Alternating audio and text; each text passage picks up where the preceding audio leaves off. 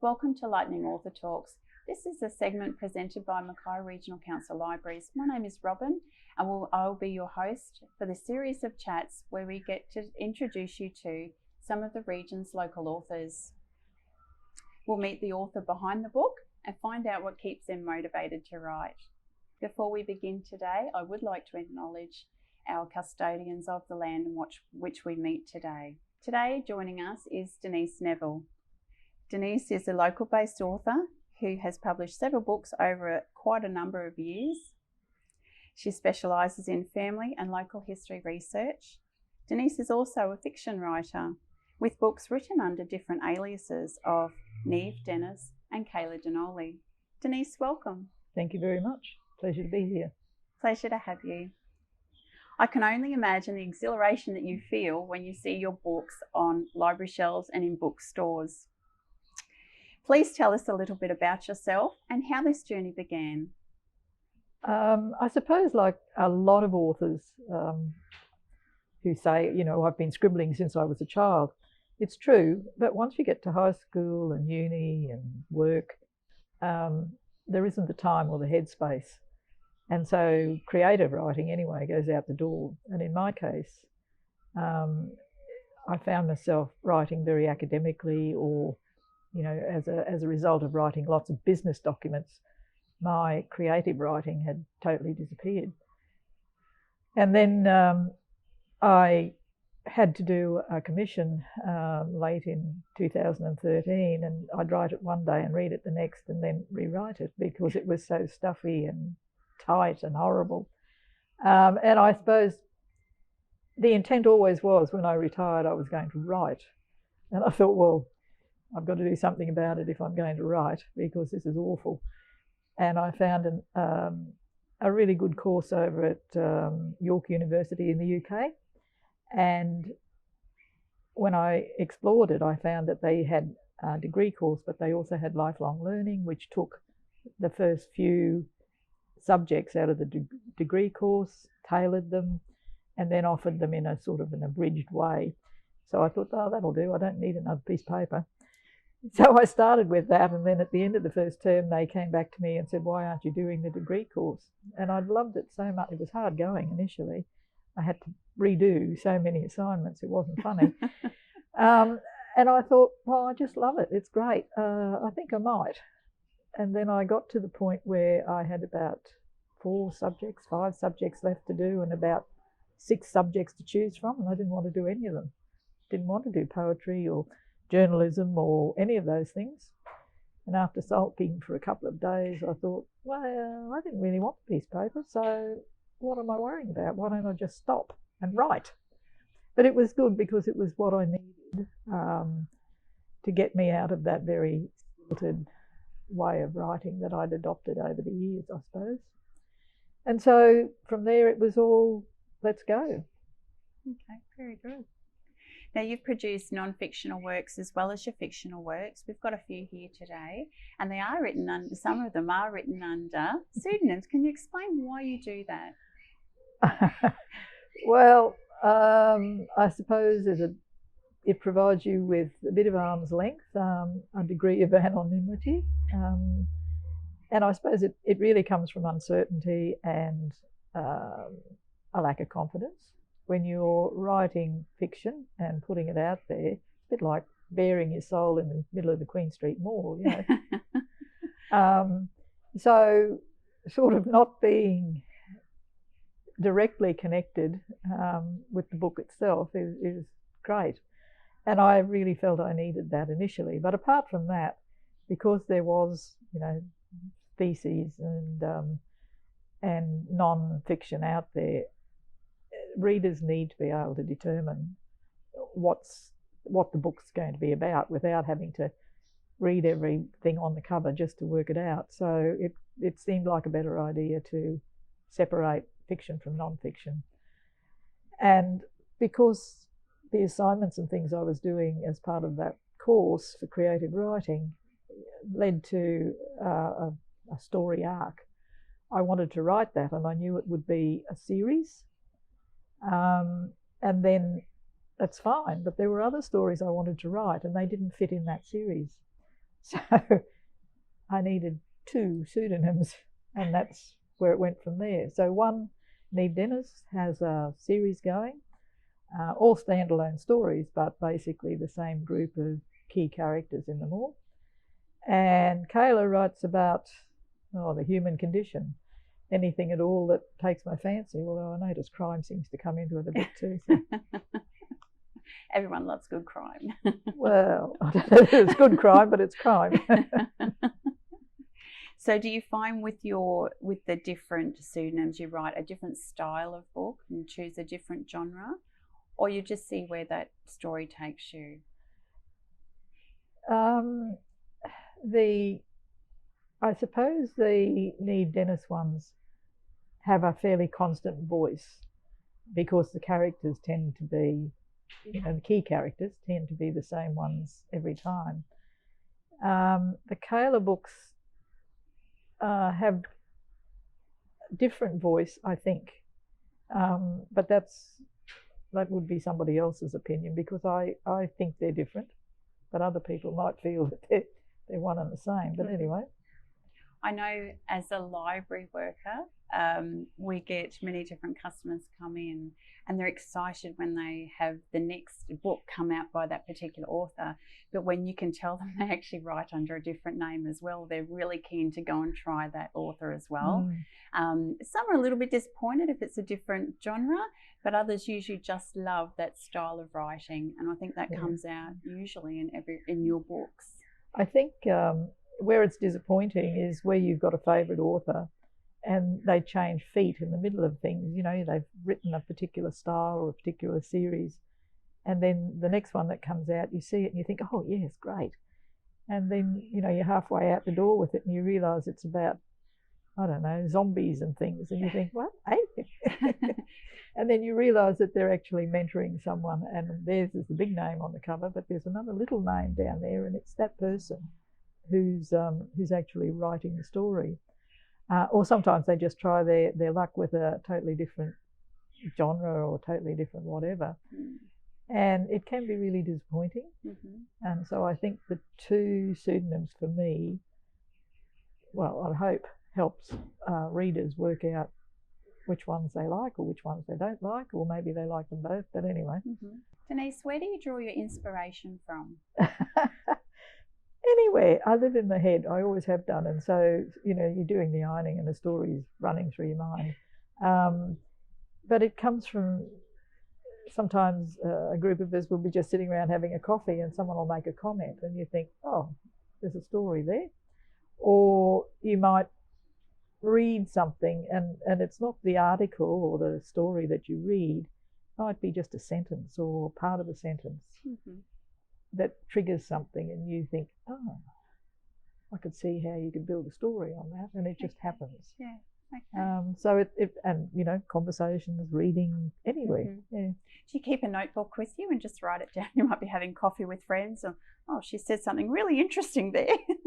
And then develop the story. I don't. I know all the good books tell you if you're a writer you should keep a notebook, and I do keep a notebook. I don't use it. I can't wait to get home. You must have a good memory to remember all of those things. Not really, but it takes a while for the story to percolate, you see, and so you do have to think about it before you think, it's got some legs, I might do that one. Okay. Denise, do you have a favourite place where you enjoy writing and your inspiration comes? I have an office in the very back corner of the house at home, my office. I think I'm locked away out of harm's way in there. And I do a lot of writing there, but when I'm at the beach place, where I probably spend half the year in a sense, the back room has been commandeered to be an office, and I do most of my writing out on the deck. So some people like to write in coffee shops and noisy environments, and I don't find that quite so productive. It's a different style, isn't it? Whether you like that busy scene or whether you just like the quiet scene, to actually let that story then come forth and develop. Is there a certain time of year that you sort of lock yourself away for writing, Or is it just like, I'm going to the beach house this weekend, I've got an idea that I'm going to run with? Well, I usually write over Christmas. We're always at the beach over Christmas anyway, and our place is, it's boat access, no roads, no vehicles, no shops, no anything, Lovely. No people most of the time.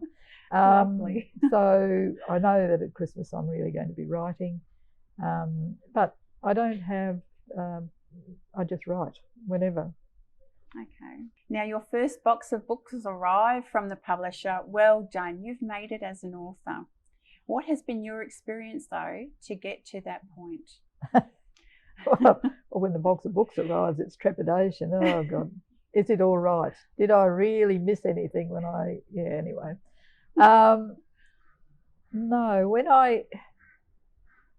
it's a long process. The writing is, I can write a book in less than a month. I know that because I tried it.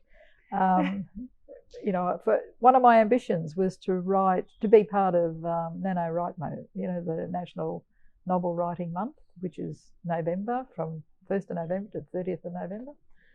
But I couldn't do it when I was working, and then I retired. And about a week before the start of November, I saw it advertised somewhere, and I thought, I was always going to do that, I might. So, and I tried to follow their reasoning that you didn't edit as you went, you just wrote. And by the 24th of November, I had 148,000 words. So I thought, well, yeah, that's all right. Then I had to edit it, and I ended up with about 80,000 by the time I'd edited it. So that's not the way I write. I write at least 2,000 words a day, most days, but I don't worry about it because life's got its own way of getting in the road. But it's a slack day if I only write 2,000 words, because often it's anywhere between 3,000 and 9,000. So right. It doesn't take long to churn out a book at that rate. It wouldn't, no. So I edit a little bit as I go, but then once it's done and the story's down, and I really prefer to just keep writing so that the story is down, then there are at least 4 or 5 edits. I do 2 or 3 of my own, and then external edits come in, and so that means a few more times through the book. And that is a long process in itself, and then you've got the formatting and then sorting out the cover and things like that. So it's a long process. This year, come September, probably the end of September, there'll be 3 books out this year. Last year there were 2 books out, I think. So it's usually 2 or 3 books a year. Mm-hmm. But to do more than that would be a real stretch. Mm-hmm. We might put in our comments where people can find out a little bit more about where you go for publishing. But do you have a certain publisher that you like to go back to? What has been the process to actually find the one that you're happy with? I looked at traditional publishing initially, and then discovered that the timing, very much you're at their mercy in terms of what they want. What they want isn't always what you want or how you saw the story or the book or the whatever. And the time from when you submit a manuscript to when it might be actually published can be, 2 years. When you've got a few years on, you'd really like to see your book out on the shelf before you drop off the twig. And so I decided that I didn't know if I wanted to go down that track, and it wasn't as glamorous as it was once to be traditionally published, and particularly if I wanted to be writing more than perhaps 1 book a year. So I looked at independent publishing, and there's quite a few people, businesses, firms, whatever, out there who purport to do that. And I eventually tried Ingram Spark, which is basically linked to Lighthouse, the big US publisher. And A, they're Australian. B, if you're in trouble, you can actually ring them and say what went wrong. And I've only had to do that once. but they're very good to work with. And, you know, I think for me, the thing I feel proud of, I guess, is that every book has been fully created here in Mackay. So the manuscript's written, the formatting is done, the cover design has been sorted out here, and the cover layout's been done. Then the whole lot is uploaded, and within days, really, once the proof comes back and I approve the proof, the digital version is out probably the next day, and paperbacks are ready for distribution within 3 days, 4 days maximum. And the ad goes in their next big catalogue that goes to all the booksellers and libraries and wherever else. So for me, they work really, really well. I know it's formatting is a fiddly process, and it can take a whole week to get it formatted and to get the cover sorted out and a bit more. But you've got control of the whole process, and yeah, I kind of like it, the fact that we do it all here. That is good, actually, reassurance that you can just ring someone straight away, you know, if you realise that you've made an error along the way, to flag them to that, and to have that whole process moving through just a little bit quicker as well for you. Yeah. And I absolutely hate what I've written by the time I get to the end of it. And I've usually got another story screaming, you know, write me, write me. And I'm thinking, I really hate what this is. So I'd like to write you, but I'm going to finish. And that's the case with everything I've written. By the time you get to that point where, you know, you're just doing all that last bit, maybe the last bit of editing, the last bit of formatting, whatever, you're thinking, oh God, I hate this thing. You're ready to hand it over. Now, Denise, without giving too much away, can you give us an exclusive on what you might be working on at present? Rightio. Hopefully September it'll be released. In my elevator pitch, a young girl who's been away from home for many years comes back and hires a private investigator to investigate the unresolved mysterious death of her father some 3.5 years beforehand. Police inquiry ended up in an open case, a cold case, and there's a whole lot of family stuff involved in what happened and why. I'll be lining up to read that one. I love good crime. I'll be looking forward to seeing that out. Now, if your viewers would like to purchase any of your books, do you have a Facebook page or a web page, or are they stocked in stores where they can purchase from? They're certainly available in the likes of Booktopia and Fish Pond and places like that. I also have a stock if anyone wants to contact me. Locally, I don't know of anywhere where you can actually just walk in the shop and buy them. Okay, terrific. We'll put details of the contact details on the Connecting Mackay there. Now, apart from being a successful author, what can you imagine yourself doing? I don't know. I write because I can't not write. And if I didn't write, I don't know what I'd do. Okay. Everything else, I mean, I'm a visual artist as well. I work with glass and I'm a potter and I play with textiles, but they're sort of occasional now, and writing is it. I'd probably just annoy my husband.